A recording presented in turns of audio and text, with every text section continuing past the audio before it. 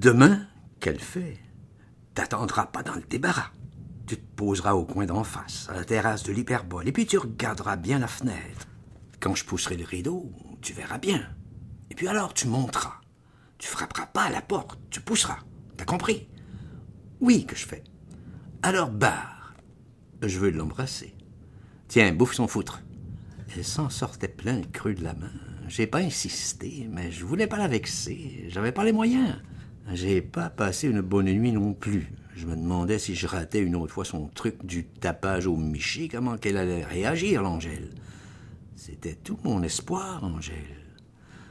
Dans Perdu sur la liste, il était question d'évacuer tous les malades et les blessés, surtout ceux qui pouvaient marcher déjà. La ville était plus sûre du tout. Sur la place majeure, il y avait du vertige constant à cause des explosions. L'abreuvoir était détruit. Les régiments de passage, tellement s'étaient repérés, se grouillaient de se planquer. Ils se précipitaient dans les petites rues comme pour un incendie. Il y avait des paniques pires que dans les batailles, avec de la rigolade en plus à cause des cafés ouverts jusqu'à la dernière minute. J'ai vu un mec, un zouave, arriver à l'Hyperbole juste au ras du zinc, poussé par une cohue de troufions qu'une marmite entassait sous les arcades.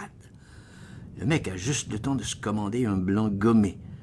Il se plie en deux. C'était fait. On était donc sonné jusqu'entre les tables. Fallait boire vite. Je passe. Le lendemain, à 1h, en avance, je me pose où elle m'avait dit Angèle. J'attends les choses. C'était presque calme, par hasard. Du train des équipages à l'infinie soif et poussière des convois qui n'arrêtent pas de passer, la branleuse de petits camions qui poussent toutes les armées, jusqu'au bout des guerres, d'une roue qui tremble à l'autre roue, à la chaîne qui tombe, aux 2 bourrins qui butent toujours ensemble, aux 2300 essieux qui hurlent après la graisse, à cet égo de grêle dont toute la rue se bourre tant qu'il n'est pas passé. 1h passe. Je me dis l'Angèle et traînera pas. L'heure de la sieste est passée où l'Anglais baise volontiers. Le soir, il est trop soûl. Pourtant, il y avait du monde qui sortait de l'état-major anglais, du bien nourri, des gros, des vieux, des jeunes, de tout, à cheval, à pied, en automobile même. Peut-être que je suis viré, me disais-je tout simplement. Encore 1 heure à regarder les choses. Destinée m'approche. Elle n'avait pas compris ça non plus. J'explique rien.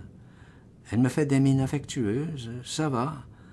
Bon, le rideau bouge. Je me trompe pas, au 2e étage.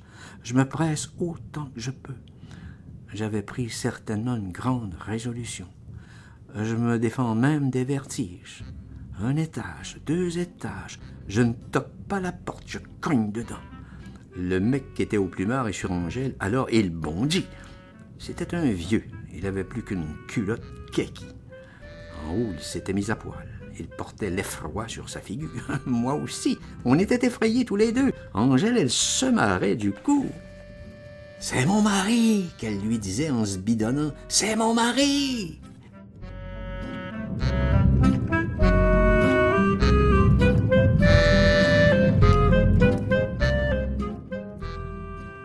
Vite, il se rentre la queue dans sa braguette. Il tremblait du haut en bas.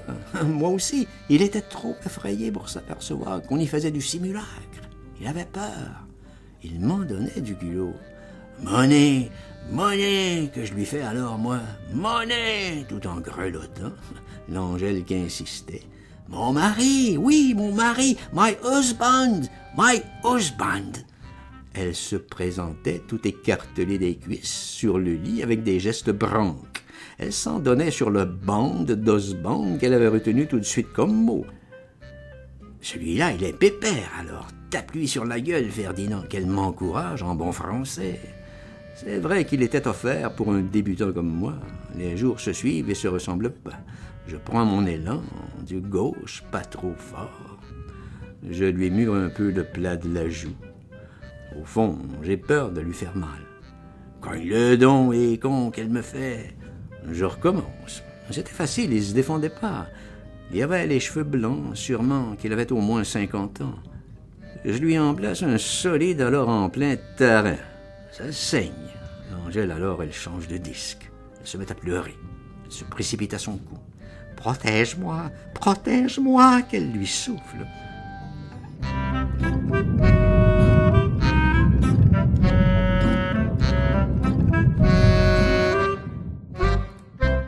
Prends-moi maintenant, baise-moi maintenant, qu'elle me fait en douce tête de lard, baise-moi.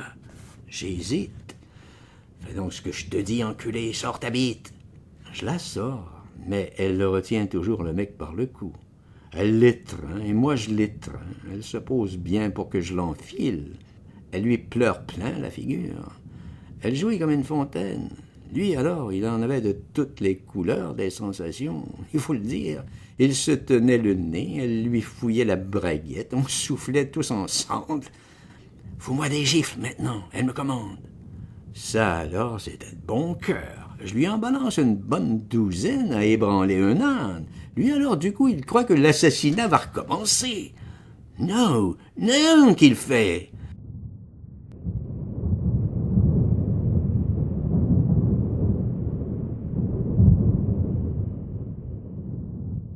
Il saute vers la poche de sa tunique sur la chaise. Il me montre son pèse, une poignée de fafillot.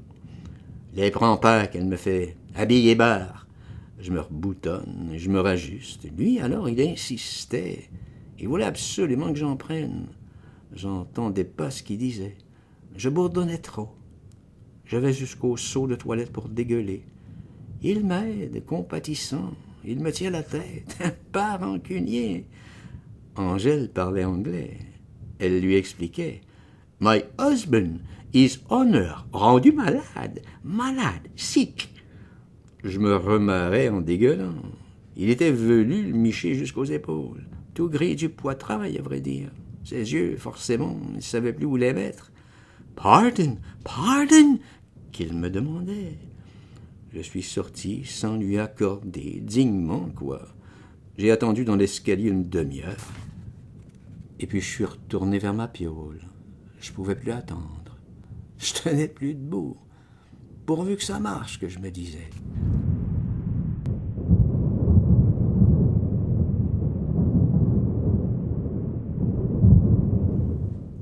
Après la soupe, c'est Angèle qui vient en personne et avec le sourire. Ça me rassurait bien. Combien qu'il t'a donné que j'ai dit? Ça te regarde pas, qu'elle me fait. Mais tout va bien.